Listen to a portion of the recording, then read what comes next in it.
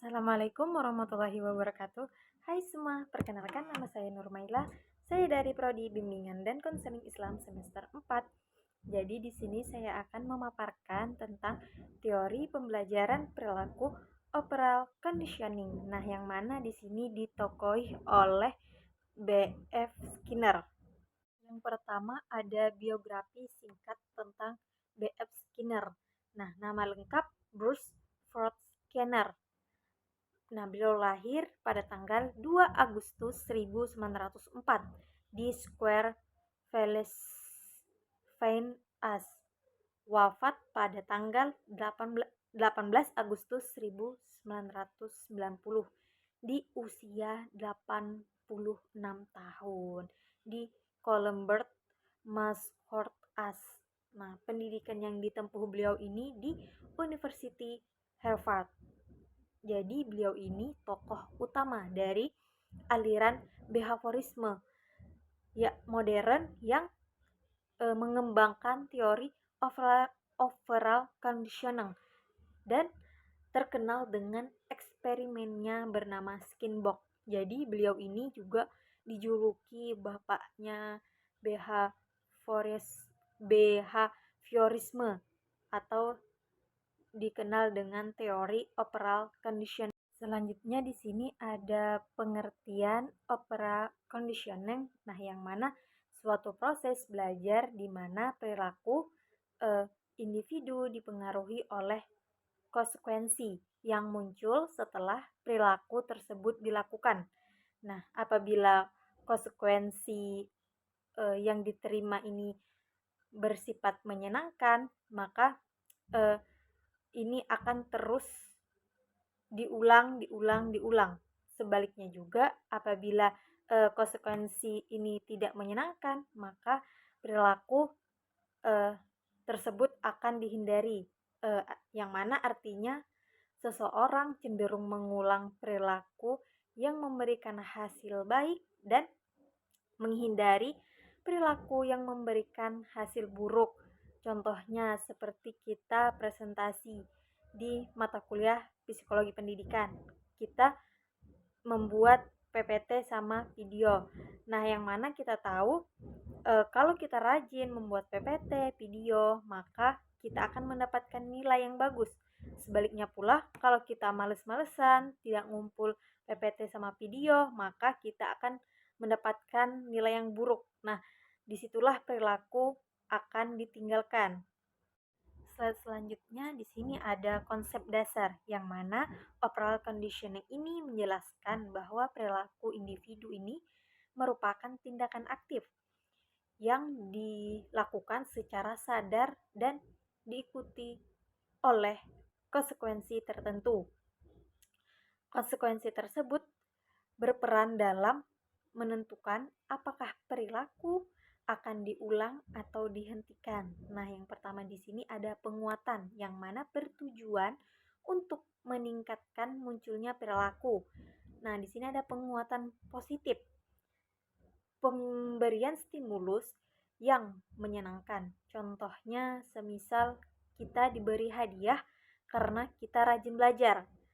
Yang kedua di sini ada penguatan negatif yang mana penghilangan stimulus yang tidak menyenangkan. Contohnya kita tidak dimarahi karena sudah mengerjakan tugas.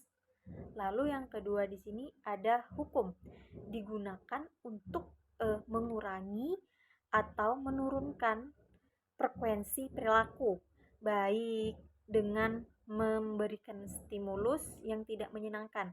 Contohnya kita dimarahi karena kita nakal.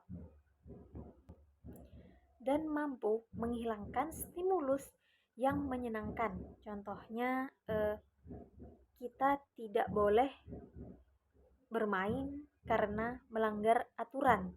Jadi intinya perilaku ini dipengaruhi oleh akibat yang enak maka akan diulangi lagi dan yang tidak enak maka akan dihentikan. Selanjutnya di sini ada proses-proses operant conditioning.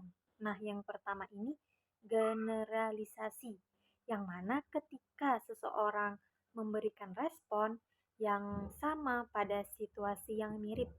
Contohnya, anak takut pada kucing karena pernah digigit satu ekor kucing.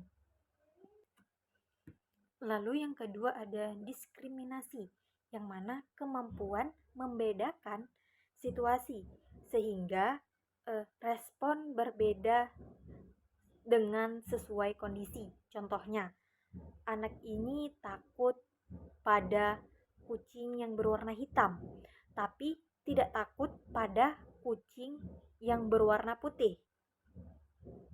Lalu yang ketiga ini ada kepenuhan, yang mana perilaku lama akan hilang jika tidak diberikan penguatan atau hadiah.